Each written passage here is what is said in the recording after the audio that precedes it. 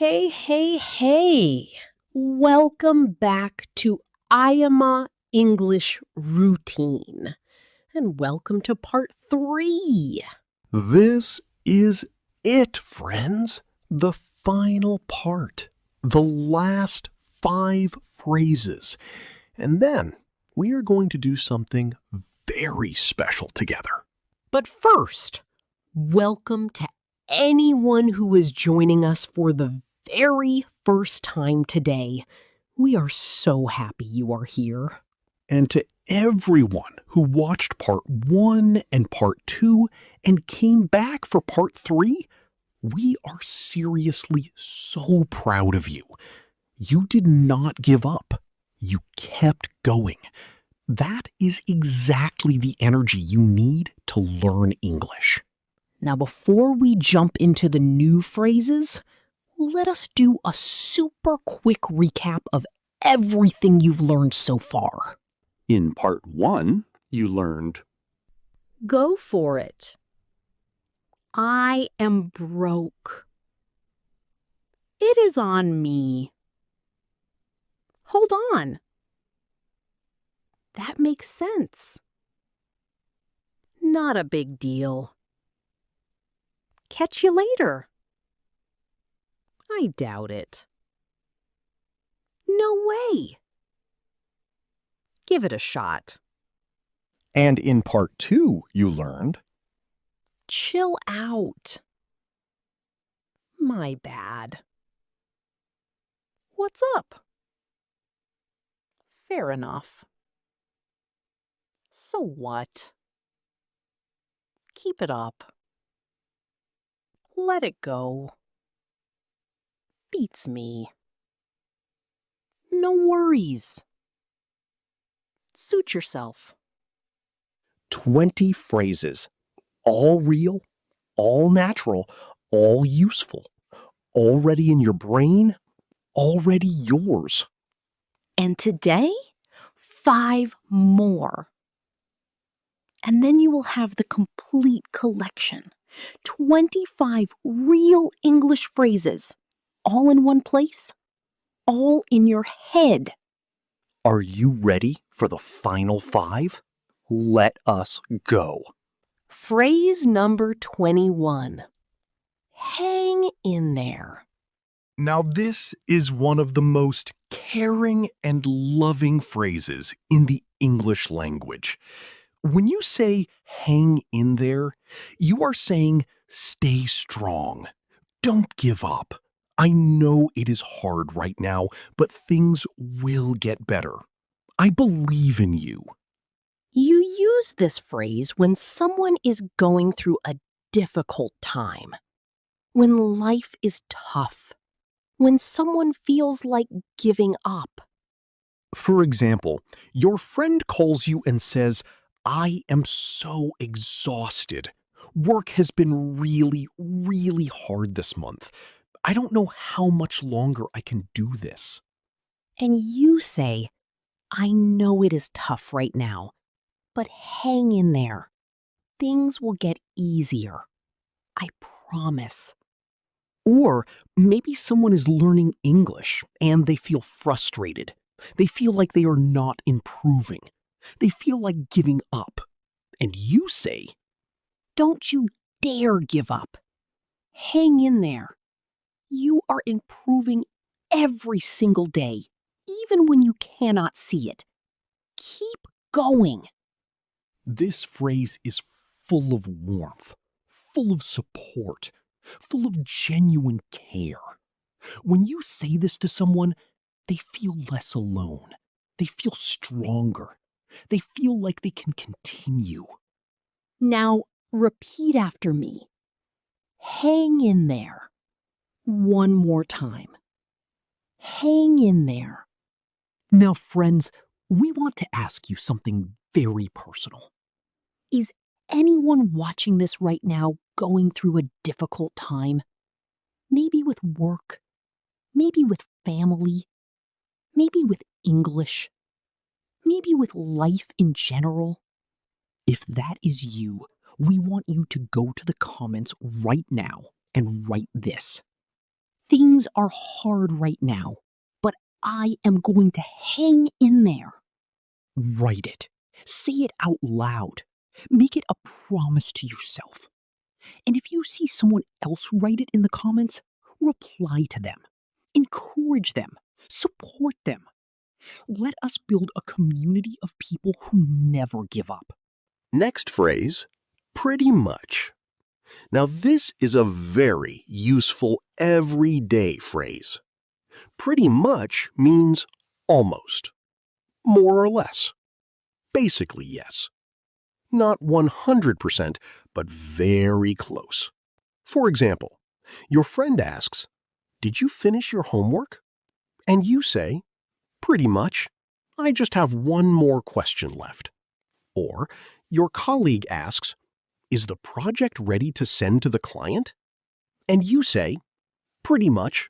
We just need to review it one final time, and then we are done." Or someone asks, "Do you understand English now?" And you smile and say, "Pretty much. I still have a little more to learn, but I am getting there." It is softer than saying almost. It is more natural than saying more or less. It flows beautifully in conversation. Native speakers use this phrase constantly. Now, repeat after me. Pretty much. One more time. Pretty much. Next phrase, pretty much.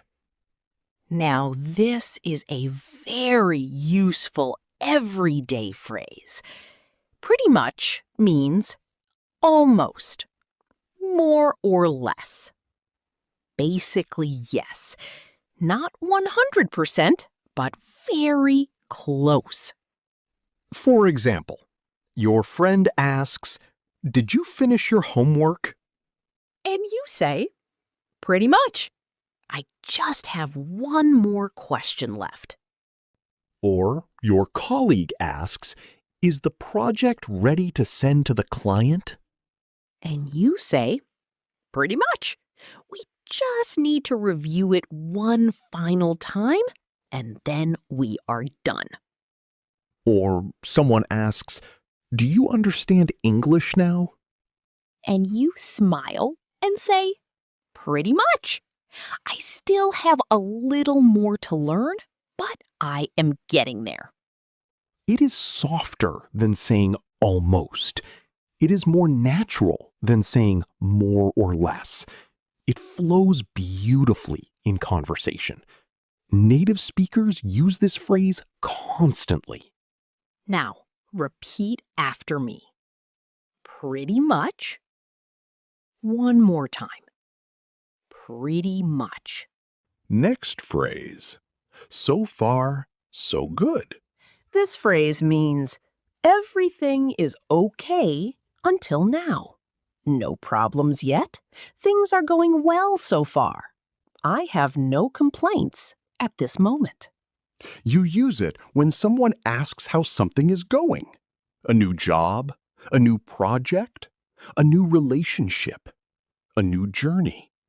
Anything new in your life. For example, you just started a new job. Your friend asks, how is the new job going? And you say, "So far, so good. Everyone is really friendly, and I am enjoying it." Or you just moved to a new city. Someone asks, how is life in the new city? And you say, "So far, so good. I am still getting used to everything, but it feels good." Now, here is something important to understand about this phrase. It does not mean everything is perfect. It does not mean there are zero challenges. It simply means up until this moment, things are okay. No big problems yet. So far, so good. Now repeat after me. So far, so good. One more time. So far, so good. Now, friends, we have a question for you. How is your English learning journey going? How do you feel right now after watching all 3 parts of this video?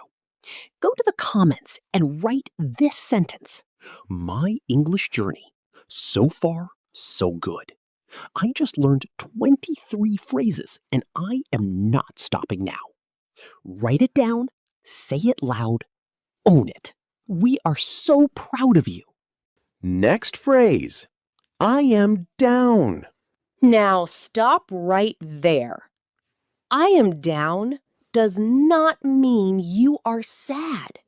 It does not mean you fell on the floor. This is completely different. I am down is a modern, casual phrase that means, yes, I want to do it. Count me in. I agree. I am ready. For example, your friend says, "Hey, do you want to watch a movie tonight?" And you say, yeah, I'm down. What time? Or your colleagues say, we are all going out for lunch today. Do you want to come? And you say, "I am so down for that. Where are we going?" You can also say, "I am down for that," or "I am down to try it." All of these are natural and correct. This phrase is full of enthusiasm, full of energy, full of excitement. When you say, I am down, people know you are happy to join. You are not just saying yes politely, you are saying yes with energy. Now repeat after me. I am down. One more time. I am down. Now, friends, big question for you right now. Do you want to keep learning English? Do you want to keep watching Ima English Routine? Do you want to keep improving every single day? Then go to the comments right now and write this.